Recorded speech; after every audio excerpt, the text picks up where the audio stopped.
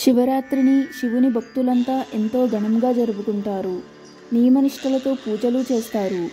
మహాశివరాత్రి పరమశివునికి ఎంతో ప్రీతికరమైన రోజుగా మన ధర్మశాస్త్రాలు చెబుతున్నాయి. శివుడిని భక్తులు ఏది కోరుకుంటే అది జరుగుతుందని భక్తుల విశ్వాసం. అంతటి పవిత్రమైన శివరాత్రిని అసలు ఎందుకు జరుపుకుంటారు అనే విషయాన్ని వీడియోలో మనం తెలుసుకుందాం.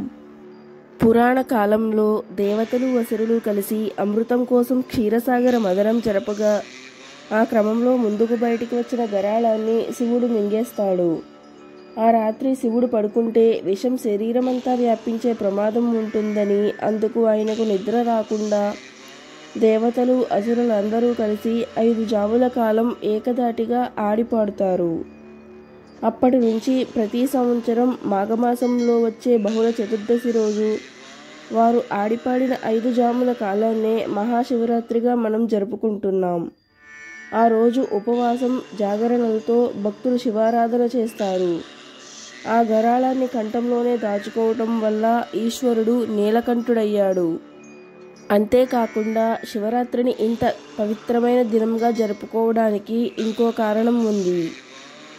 నేను గొప్ప అంటే నేను గొప్పని బ్రహ్మ విష్ణువులు గొడవ పడుతుంటే వారి తగువును తీర్చడానికి శివుడే లింగాకారమై మళ్లీ పుట్టిన పర్వదినాన్నే మహాశివరాత్రిగా జరుపుకుంటారు. శివుడు మహాలింగ ఆకారంలో ఉద్భవించడానికి వెనుక ఉన్న కథేంటో ఇప్పుడు మనం తెలుసుకుందాం.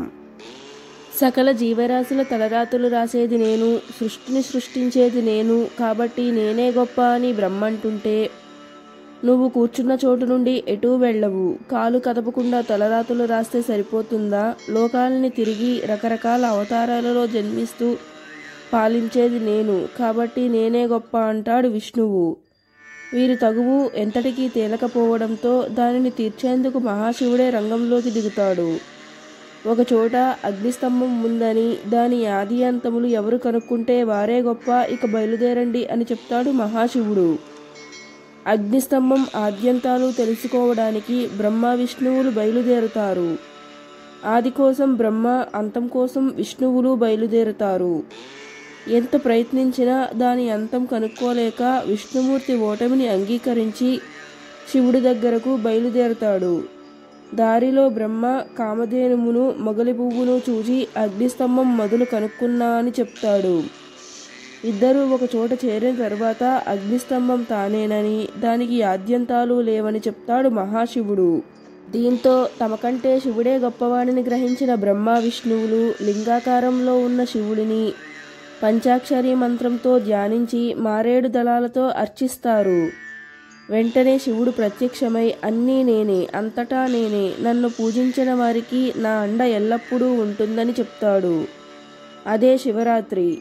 శివుడు లింగ రూపంలో ఉద్భవించిన రోజు. మాఘమాసం ఆరుద్ర నక్షత్రంలో శివుడు లింగ రూపంలో ఉద్భవించాడని భావిస్తారు. నాటి నుండి ప్రతి మాఘమాస అమావాస్య రోజున మహాశివరాత్రి పర్వదినంగా ఆచరిస్తున్నారు. శివలింగానికి రుద్రాభిషేకం చేసి ఉదయం నుంచి ఉపవాసం జాగారం చేస్తే అంతా మంచే జరుగుతుందని భక్తుల విశ్వాసం. ఈ వీడియో మీకు నచ్చినట్లయితే లైక్ చేయండి అండ్ మరిన్ని ఆధ్యాత్మిక విషయాల కోసం మన ఛానల్ని సబ్స్క్రైబ్ చేసుకోండి.